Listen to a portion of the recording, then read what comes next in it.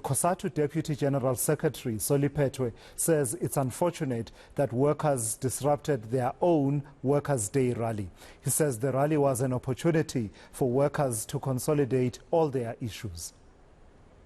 Well, it is unfortunately that workers disrupted their own rally. This is not the ANC rally, it's not the government rally, it's a COSATU workers rally. And even though that the issues that workers are raising are very genuine issues, which at some stage, particularly for the issue of the non-implementation of the Resolution 18, COSATU has been engaged in government and we are still engaging. You yourself, you know this matter was in court, in Constitutional Court. Unfortunately, the Constitutional Court ruled in favor of government. It's not, COSATU is not the leadership. COSATU has been intervening. Those issues, we're getting them today in freely, and that's why we're saying we have raised them. You were in our press conference. We did raise those issues. The unfortunate part is that the attitude of the employer at Sibanye, in particular the CEO, is very rough. It's got an attitude against workers, and that's one of the issues that we've got to engage on them. And this May Day was going to consolidate workers to be militant. Those issues that we've raised in our speech, you heard the president raising the issues of the attack on the collective bargaining, the attitude of the Sibanye, and those issues of job losses, the retrenchment that is taking place, including corruption.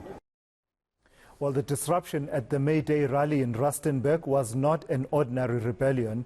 The former spokesperson for the Young Communist League of South Africa, Dlozi Matowana, says the protests were not just about wages, but about the lack of confidence that the people have in the ANC. Well, I think the president provoked.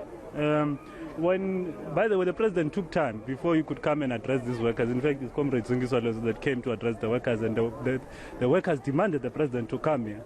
And by the way, you could see this strange relationship, and we must start speaking about it. It's not a secret. When the president was there, workers were actually rebelling against the COSATU president herself, if you remember, and the president defended Comrade Zungiswalos. Comrade Zungiswalos comes to address the media now and speaks about the ANC being the vanguard of the workers that they've been appealing. The ANC can never be the vanguard of the workers. It is the South African Communist Party that is the vanguard of the working class.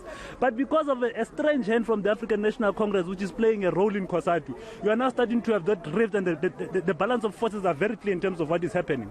What you saw here is not an ordinary rebellion, and it's not just about wages, by the way. It is a collect. That is why you saw even other trade unions coming here. And by the way, also young people are here. If you remember, it is the 6th administration that butchered the spending on NSFAS and many other issues. What you are seeing here is what we will find in society. The society is starting to lose confidence on the ANC, and it's very clear now that the ANC is not building a developmental state as per the agenda of the African National Congress.